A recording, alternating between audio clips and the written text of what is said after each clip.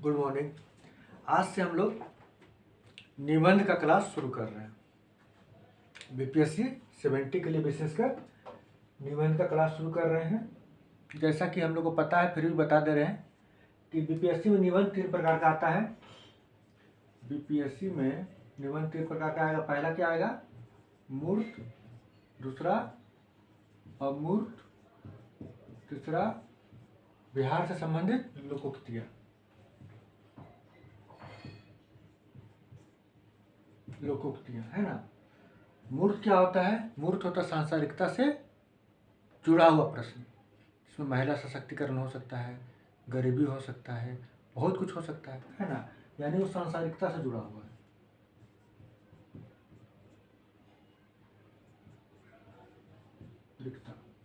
अमूर्त क्या हो जाएगा? ये सांसारिकता से जुड़ा हुआ नहीं रहेगा, कंप्लीटली वैचारिक रहेगा, अध्यात्म से संबंधित रहेगा, किसी विचार से संबंधित रहेगा। जैसे मान लीजिए सत्य क्या है पूछ दिया, है ना। सत्य क्या है, या कर्मण्येवाधिकारस्ते मा फलेषु कदाचन, अध्यात्म से संबंधित प्रश्न आ जाएगा, है ना। ये कम्प्लीटली फिलॉसफी पर आधारित रहेगा, दर्शन पर आधारित रहेगा। तो दर्शन कहने का मतलब ये होता है मन के अंदर का, है ना, इसका कोई बाहरी अस्तित्व नहीं है, जो है मन का अंदर है, यानी दर्शन। दर्शन से संबंधित रहेगा प्रश्न। तीसरा लोकोक्तियाँ तो समझ ही रहे हैं, बिहार से संबंधित लोकोक्तियाँ, जैसे मूस मुठैयन लोढ़ा हुई टाइप का प्रश्न आया था, पीछे पूछ भी चुका है। जो बिहार में प्रचलित लोकोक्तियाँ है, भोज के दिन कोहड़ा रोपना, ये सब क्या है कि बिहार में प्रचलित लोकोक्तियाँ है, मुहावरा है, उससे प्रश्न रहेगा, प्रश्न नहीं निबंध रहेगा, और उसको व्याख्या करना होगा। सबसे तीनों से 100 नंबर का रहेगा। 100 नंबर इससे, 100 नंबर इससे, 100 नंबर इससे, कुल मिला के 300 नंबर का निबंध रहेगा। इसका तैयारी बहुत ही अच्छा तरीके से करना होगा हम लोगों को, बहुत ही अच्छा तरीका से, नहीं तो फिर 100 नंबर में 25 नंबर बैठा के कॉपी चेक करके आगे निकाल देगा, है ना। जनरली सब सोचते हैं कि बस लिखना है कुछ तो लिख के ही जाएंगे, ऐसा नहीं होता है। विचार में गहराई होना चाहिए। बहुत लोग सोचते रट के निकल जाएंगे, रट के भी नहीं निकल पाओगे, कभी भी नहीं निकल पाओगे जब तक थॉट प्रोसेस डेवलप नहीं होगा, किसी सब्जेक्ट पर पकड़ नहीं होगा। पकड़ मतलब थॉट प्रोसेस डेवलप होने का मतलब किसी विषय पर गहरा समझ होना, किसी विषय पर गहरा समझ होना चाहिए, तब कलम चलेगा। रट के तो खैर मुश्किल ही है। छिछला ज्ञान से, छिछला नॉलेज से ये अमूर्त, विशेषकर अमूर्त तो लिखा ही नहीं जाएगा। दर्शन तो खैर चलेगा ही, पेन चलेगा ही नहीं, है ना, पेन चलेगा ही नहीं दर्शन में। ठीक है, तो आज से हम लोग शुरू कर रहे हैं निबंध। निबंध में हम अमूर्त सेक्शन का एक टॉपिक उठाए हैं। टॉपिक का नाम है स्वतंत्रता में वह करना शामिल है जो कोई चाहता है। ये अमूर्त सेक्शन से कोशिश करेंगे अमूर्त, मूर्त और लोकोक्तियाँ सबसे लेकर चले। शुरुआत कर रहे हैं अमूर्त से। चलिए शुरू करते हैं। और ये जरूरी नहीं कि हम जो पढ़ा रहे हैं वही अंतिम है, या किताब में जो लिखा है वही अंतिम है। जैसा कि बताया कि थॉट प्रोसेस है, आप कितना अच्छा से विचारों को समझ सकते हैं और आप कितना अच्छा से लिख सकते हैं। फिर हम एक जरिया बता सकते हैं, तरीका बता सकते हैं, किताब भी वही काम करेगा, लेकिन अल्टीमेटली थॉट प्रोसेस स्टूडेंट को ही डेवलप करना पड़ेगा, क्योंकि प्रश्न कुछ भी पूछ सकता है, उसका कोई हिसाब किताब नहीं है। और कोई कहता कि रट के निकल जाएंगे या रटवा के पास करवा देंगे, तो रटने वाला मूर्ख है, रटवाने वाला तो महामूर्ख है। तय रख लीजिए आप। गहरा समझ डेवलप करना पड़ेगा और अपना समझ से उस विषय पर लिखना पड़ेगा। इसके लिए पढ़ना पड़ेगा, तरह तरह की किताब पढ़ना पड़ेगा, है ना, लोगों से संपर्क में आना पड़ेगा, तब समझ डेवलप होगा। ठीक है, तो चलिए आज से हम लोग अमूर्त सेक्शन को चालू करते हैं। चलिए देखिए, पहला टॉपिक क्या है। टॉपिक निबंध का जो टॉपिक है, निबंध का जो शीर्षक है क्या है कि स्वतंत्रता में वह करना शामिल है जो कोई चाहता है। तो सबसे पहले हम स्वतंत्रता को समझते हैं कि आखिर स्वतंत्रता होता क्या है, स्वतंत्रता वो होता क्या है, सबसे पहले ये समझेंगे। तो स्वतंत्रता के बारे में एक महत्वपूर्ण कथन है। कहा जाता है कि सबसे महत्वपूर्ण प्रकार का स्वतंत्रता वह है जो कि आप वास्तव में है ना। महत्वपूर्ण स्वतंत्रता वह है, महत्वपूर्ण स्वतंत्रता वह है जो आप वास्तव में हैं।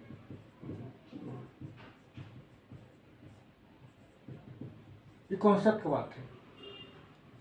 स्वतंत्रता का बहुत व्यापक परिभाषा हो सकता है, लेकिन सीधा साधी कहने का मतलब है कि एक व्यक्ति जैसा है अंदर से और बाहर से, वैसे ही अपने आप को प्रस्तुत कर सके समाज के सामने, दुनिया के सामने, बिना भय का, निर्भीक होकर, वह स्वतंत्रता है। क्लियर? चलिए, ये तो क्लियर हो गया स्वतंत्रता। अब स्वतंत्रता का महत्व को समझ लेते हैं। स्वतंत्रता किसी व्यक्ति का व्यक्तित्व का विकास के लिए, समाज का निर्माण के लिए एक मूलभूत तत्व है। इसके बिना न तो व्यक्ति का व्यक्तित्व का विकास हो सकता है, न समाज का निर्माण हो सकता है। इसलिए स्वतंत्रता निहायत ही आवश्यक तत्व है। अमेरिका का क्रांति देखिए, रूस का क्रांति देखिए, फ्रांस का क्रांति देखिए। अब भारत का स्वतंत्रता संग्राम तो खैर ऐतिहासिक रहा है।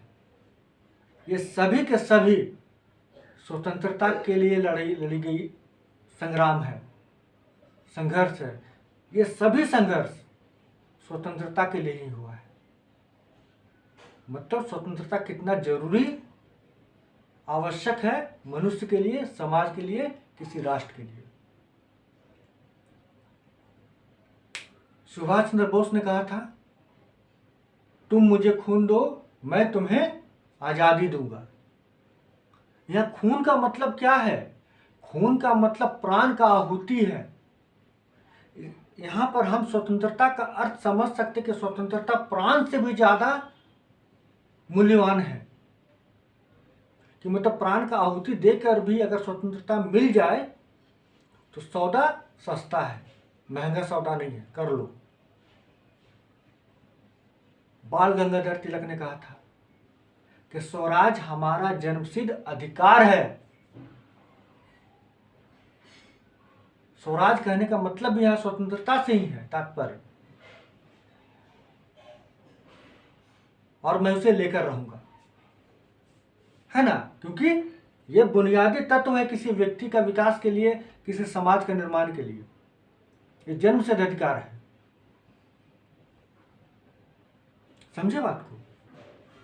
लेकिन किसी व्यक्ति को पूर्ण स्वतंत्रता दिया जाना चाहिए या नहीं दिया जाना चाहिए, इस पर विद्वानों का मतभेद रहा है। पूर्ण स्वतंत्रता क्या होता है?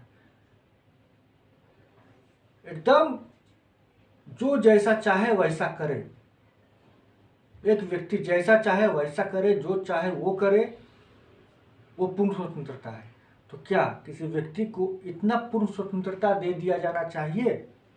ये विद्वानों का मतभेद रहा है। इसका कारण क्या है, समझते हैं हम लोग इसका कारण। चलिए समझते हैं कारण। क्या पूर्ण स्वतंत्रता किसी व्यक्ति को दिया जाना चाहिए? पूर्ण स्वतंत्रता,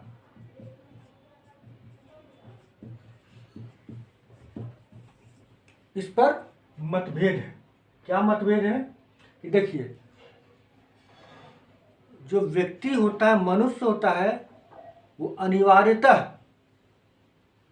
स्वार्थी और लोभी होता है। इसका जो प्रकृति होता है, मनुष्य का प्रकृति क्या करता है? लोभी होता है और स्वार्थी होता है। कमोवेश ज्यादा कम हो सकता है स्वार्थ में, लेकिन ये रहता है। ठीक है। थॉमस हॉब्स महान चिंतक हुए हैं। उन्होंने कहा कि मनुष्य अनिवार्यतः स्वार्थी होता है। थॉमस हॉब्स का कथन है। थॉमस हॉब्स, मनुष्य क्या होता है? अनिवार्यतः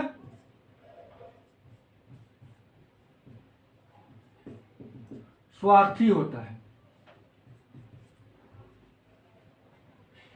ठीक है।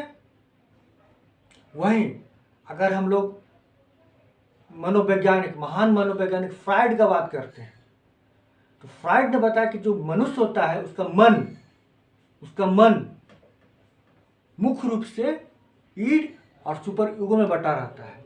जो फ्राइड है, मनोवैज्ञानिक है फ्राइड, वो बताते कि मनुष्य का जो मन है, मन को 3 भागों में बांटा गया, ईड, ईगो, सुपर ईगो।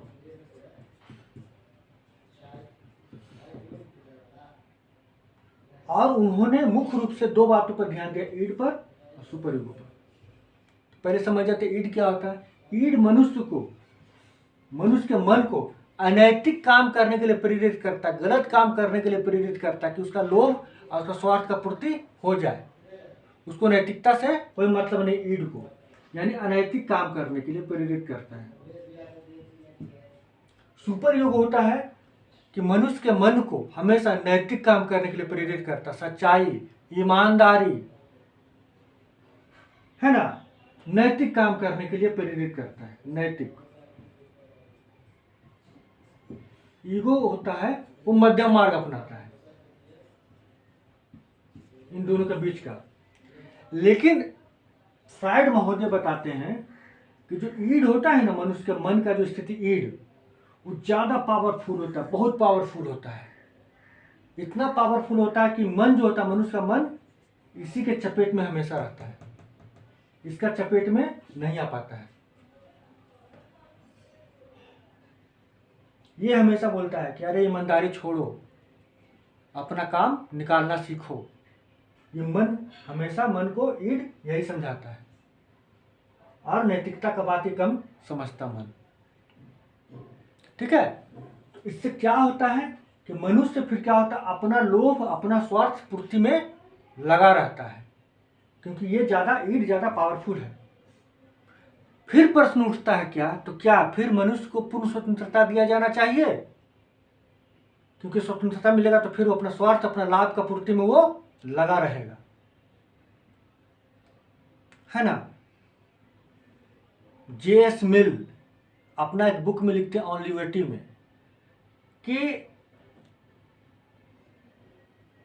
व्यक्ति उन कार्यों को करने के लिए स्वतंत्र है जिसका प्रभाव उस व्यक्ति पर ही पड़े।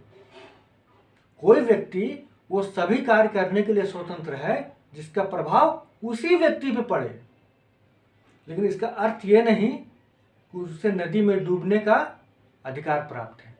J.S. मिल लिखते हैं, J.S. मिल,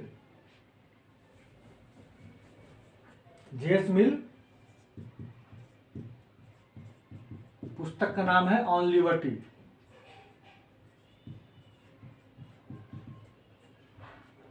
व्यक्ति वो सभी कार्य करने के लिए स्वतंत्र है जिसका प्रभाव उसी व्यक्ति पर पड़े, लेकिन उसे नदी में डूबने का अधिकार प्राप्त नहीं है। यानी वो कार्य करने का अधिकार नहीं है जिसका प्रभाव किसी अन्य व्यक्ति पर पड़े। क्लियर?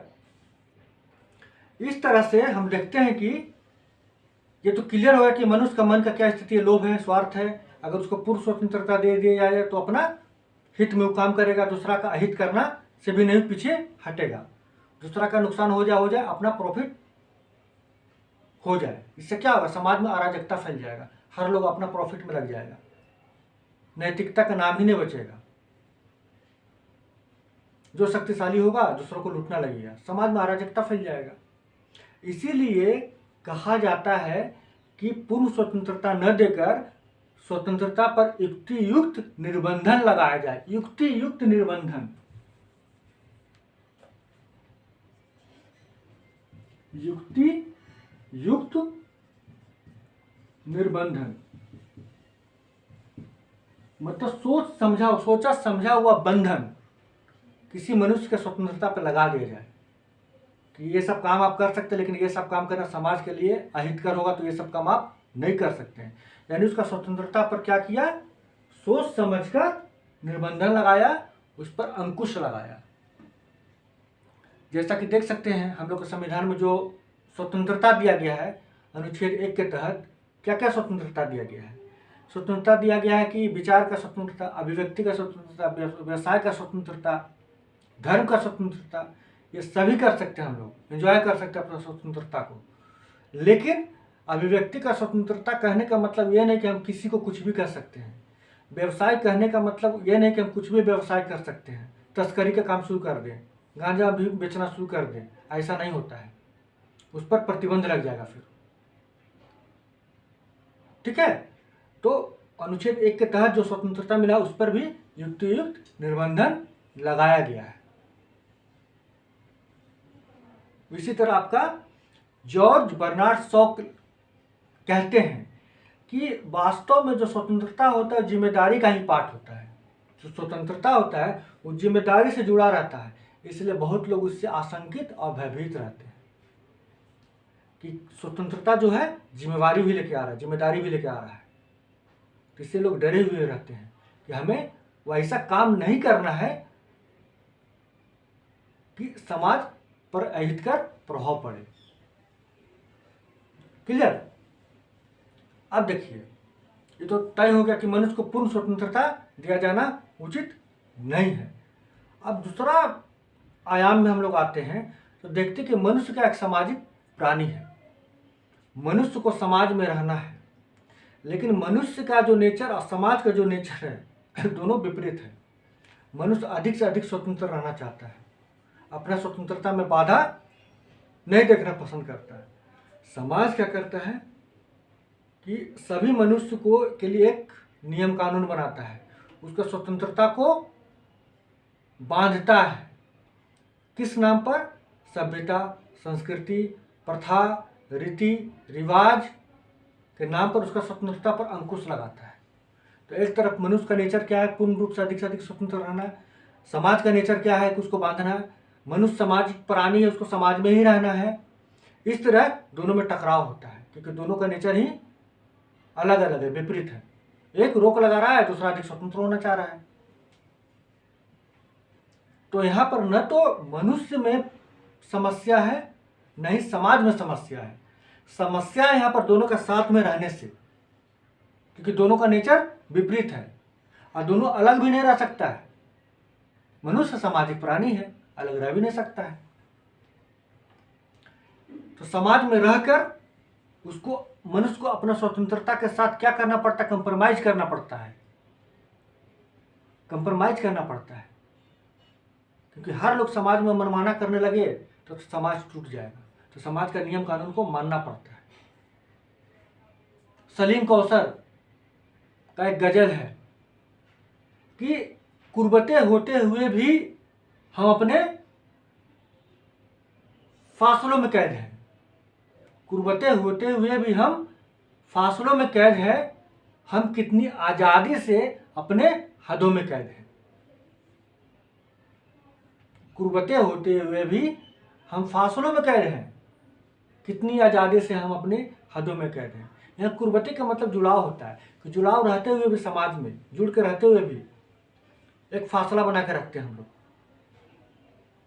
और इतना आज़ाद है कि हम लोग अपने हद में ही कैद हैं। जब कैद हैं, एक सीमा में कैद है, तो फिर आज़ादी कैसा? तो एक कटाक्ष टाइप का है ये। समाज क्या करता है कि रीति है, रिवाज है, प्रथा है, सभ्यता है, संस्कृति है, तुम्हें ऐसा नहीं करना चाहिए, ये धर्म का खिलाफ है, ये जाति का खिलाफ है, ये नियम का खिलाफ है, ये नीति के खिलाफ है करके मनुष्य का जो व्यक्तिगत व्यक्तित्व होता है, जो व्यक्तित्व होता है, जो प्रकृति नैसर्गिक व्यक्तित्व जो होता है, उसी को ही पूरा धूमिल कर देता है, निखरने नहीं देता है ये समाज का नियम कानून। नागार्जुन कहते हैं कि घून खाए सहतीरों से 12 खड़ी विधाता बाँचे, फटी भीट है छत चूती है, आले पर बिस्तुइया नाचे, बरसा कर बेबस बच्चों पर मिनट मिनट पे 5 तमाचे, इस तरह दुखहरण मास्टर गढ़ता है आदम के साँचे। ये बाबा नागार्जुन कहे हैं, समाज का रियलिटी बताए हैं, समाज का वास्तविकता बताए हैं कि किसी बच्चा का व्यक्तित्व का विकास कैसे होगा जब 5-5 मिनट पे उसको तमाचा पड़ता हो कि तुम ये गलत कर दिया, ये गलत कर दिया, ये गलत कर दिया। तो गलत करने का डर से वो कभी सही काम करेगा ही, कुछ नया काम करने का प्रयास ही नहीं करेगा। इस समाज कैसे व्यक्तित्व को, किसी व्यक्ति के व्यक्तित्व को खिलने नहीं देता है, उसका नैसर्गिक रूप में आने नहीं देता है, लेकिन केवल नकारात्मक पक्ष ही नहीं देखना है हमें समाज का, सकारात्मक पक्ष भी देखना है। जैसे कोई वृक्ष जब तक भूमि से जकड़ा हुआ है तभी तक वो जीवित है, उसका जीवन का आधार है। जो भूमि जो जकड़ा हुआ है तो उसको आप बंधन कह सकते हैं, बंधा हुआ है भूमि से। लेकिन जैसे ही वृक्ष अगर स्वतंत्र हो जाए, भूमि से अलग हो जाए, उसका जीवन खत्म हो जाएगा, सूख जाएगा। तो जीवन का आधार है। इसी तरह समाज किसी व्यक्ति का जीवन का आधार है, उससे बहुत सारे सांस्कृतिक मूल्यों का उससे प्राप्ति होती है, जिससे जीवन जीने का कला सीखता है मनुष्य, नहीं तो वो जानवर बन जाए, है ना। तो अभी तक का डिस्कशन से हम लोग को पता चला गया है कि मनुष्य को पूर्ण स्वतंत्रता नहीं दिया जाना चाहिए। पहले तो जान गए स्वतंत्रता होता क्या है, फिर मनुष्य को पूर्ण स्वतंत्रता देना चाहिए या नहीं देना चाहिए, तो पता चला कि नहीं। फ्राइड महोदय, J.S. मिल, थॉमस होब्स वगैरह का जब बात को डिस्कशन किए तो पता चला कि नहीं, पूर्ण स्वतंत्रता नहीं दिया जाना चाहिए। फिर समाज क्या करता है कि व्यक्ति को, मनुष्य को दायरा में बांधता है। इस दायरा में बांधने से क्या होता है, उसका व्यक्तित्व का विकास नहीं हो पाता है, लेकिन सांस्कृतिक मूल्य भी प्राप्त होता है। यहाँ तक हम लोग बात क्लियर कर चुके हैं। अब यहाँ तक ये भी क्लियर हो चुका है कि मनुष्य को पूर्ण स्वतंत्रता नहीं मिलेगा, लेकिन जो भी स्वतंत्रता मिला है उसका उसने क्या उपयोग किया। देखिए, एक तो समाज तो स्वतंत्रता को रोकता ही रोकता है, दूसरा चीज है कि एक शारीरिक सीमा और मानसिक सीमा भी किसी का स्वतंत्रता को रोकता है। जैसे मान ली कोई दिव्यांग है, वो चाहता बहुत कुछ करना, लेकिन वो अपना शारीरिक सीमा के कारण वो काम नहीं कर सकता है। कोई मानसिक सीमा कारण डिप्रेशन में, फ्रस्ट्रेशन में है ना, उस कारण अपना स्वतंत्रता को पूरी तरीका से एंजॉय नहीं कर पाता है। तो इस तरह से मनुष्य को पूर्ण स्वतंत्रता किसी न किसी तरह से नहीं मिल पाता है। तो इसी पर आंग सान सू की, जो कि म्यांमार की एक नेत्री रही है, अभी कैद में है, जेल में है। लोकतंत्र का बहुत बड़ा पैरोकार रही वो। अभी म्यांमार में सत्ता पलटा तो उनको पकड़ के जेल में डाल दिया गया, 33 साल का जेल दे दिया गया। तो आंग सान सू की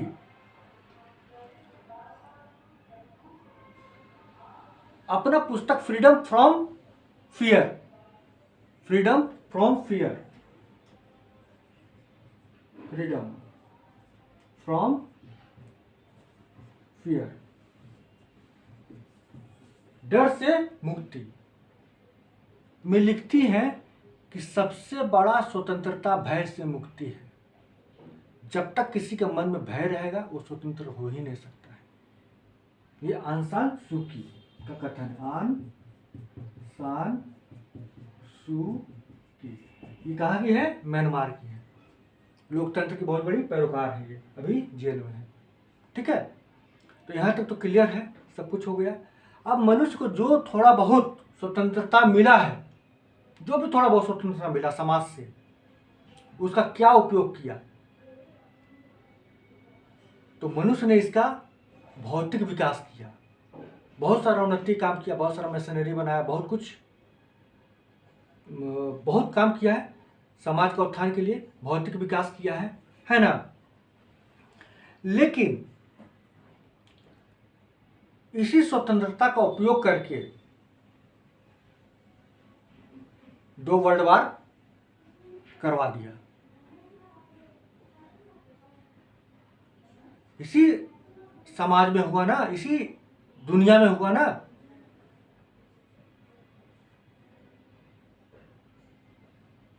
इसी स्वतंत्रता का उपयोग करके उसने, एक देश ने दूसरे देश पे चढ़ाई कर दिया। मतलब समझिए कि मनुष्य में इतना स्वार्थ होता है, उस पर इतना अंकुश लगाया गया, इतना स्वतंत्रता को एकदम सीमित करके दिया गया, तब ये लोग वर्ल्ड वार करवा दिया। अगर पूर्ण रूप से स्वतंत्र सबको कर दिया जाए तो पता नहीं क्या करे, पृथ्वी का ही नाश कर दे।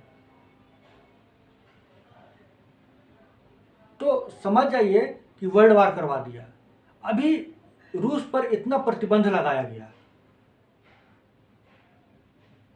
रूस एक देश है, यूनाइटेड नेशन के द्वारा, अमेरिका के द्वारा, अन्य देशों के साथ उस पर इतना प्रतिबंध लगाया गया, फिर भी युद्ध हो गया यूक्रेन के साथ। रूस और यूक्रेन का युद्ध हो गया वर्तमान का संदर्भ में अगर देखें तो यह स्वतंत्रता का अविवेकपूर्ण उपयोग है कि एक देश दूसरा देश पर हमला कर दिया सिर्फ अपना स्वार्थ का पूर्ति के लिए।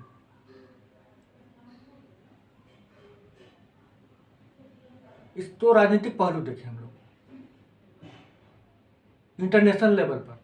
अगर राष्ट्रीय स्तर पर देखें तो क्या है कि सरकार सत्ता अधिक से अधिक पावर अपने पास रखना चाहती है ताकि जनता पर अधिक से अधिक कंट्रोल कर सके।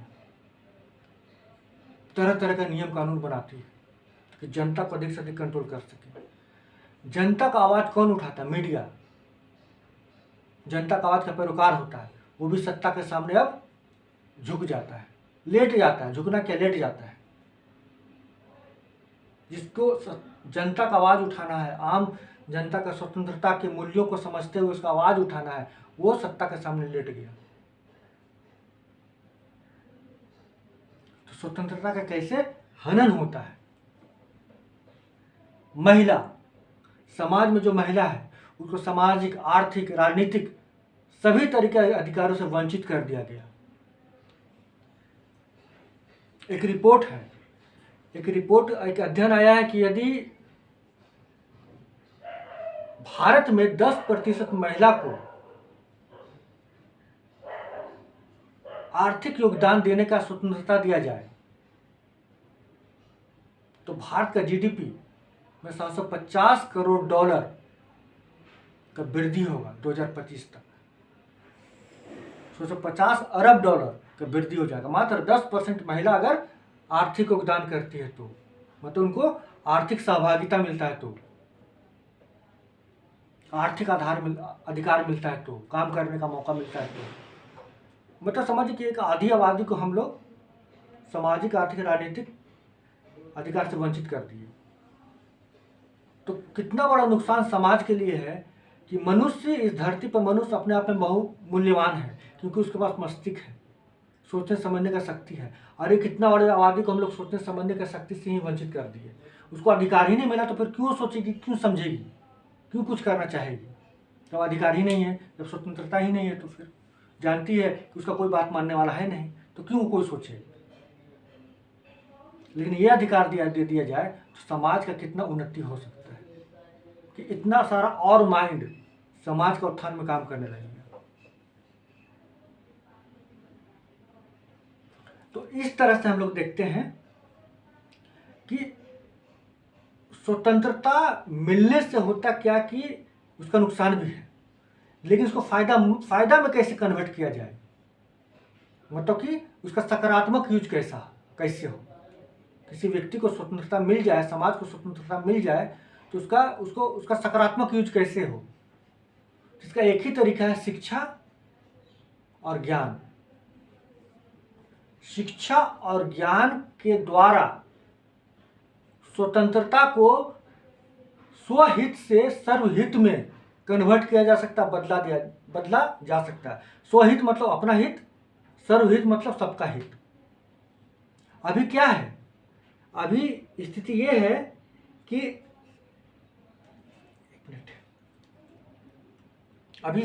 है कि स्वतंत्रता जैसे मिलता है कि हम अपना हित साधने में लग जाते हैं, लेकिन शिक्षा और ज्ञान अगर मिल जाए तो उस स्वतंत्रता से हम लोग अपना फायदा के साथ साथ दूसरों का भी फायदा करने लगेंगे। और इस स्वतंत्रता के साथ अगर यदि समता मूलक विचार को भी जोड़ दिया जाए कि जैसा मेरा स्वतंत्रता है वैसा ही आपका स्वतंत्रता है, आप मेरा स्वतंत्रता की इज्जत कीजिए, हम आपका स्वतंत्रता की इज्जत करते हैं। तो स्वतंत्रता के साथ अगर समता मूलक विचार को भी जोड़ दिया जाए तो फिर यह स्वार्थ से परमार्थ की ओर प्रवृत्त हो जाएगा, निकल जाएगा। यही स्वतंत्रता। तो जो स्वतंत्रता मनुष्य के डेवलपमेंट के लिए निहायत ज़रूरी है, लेकिन उस समाज के डिस्ट्रक्शन के लिए भी कारण बन जा सकता है। जैसे आप बताएं कि महिलाओं का अधिकार छीन लिया गया, किसके आधार पर? तो रीति रिवाज, घर की महिलाएं बाहर नहीं निकलती हैं, अच्छी घर की महिलाएं तो घर से बाहर काम करने जाती ही नहीं हैं, इस टाइप से करके महिलाओं को वंचित कर दिया गया। लेकिन जब स्वतंत्रता के वास्तविक मूल्य को हम लोग समझेंगे, कैसे समझेंगे? ज्ञान के माध्यम से, शिक्षा के माध्यम से, जागृति के माध्यम से, तब वो स्वतंत्रता स्वहित से सर्वहित की ओर बढ़ेगा, स्वार्थ से परमार्थ की ओर बढ़ेगा, है ना? सबका साथ सबका विकास। इस तरह से हम लोग इन सब बातों को लिख सकते हैं और एक अच्छा खासा निबंध लिख सकते हैं। ठीक है, आज के लिए बस इतना ही। हम लोग फिर मिलेंगे अगला क्लास में। Thank you.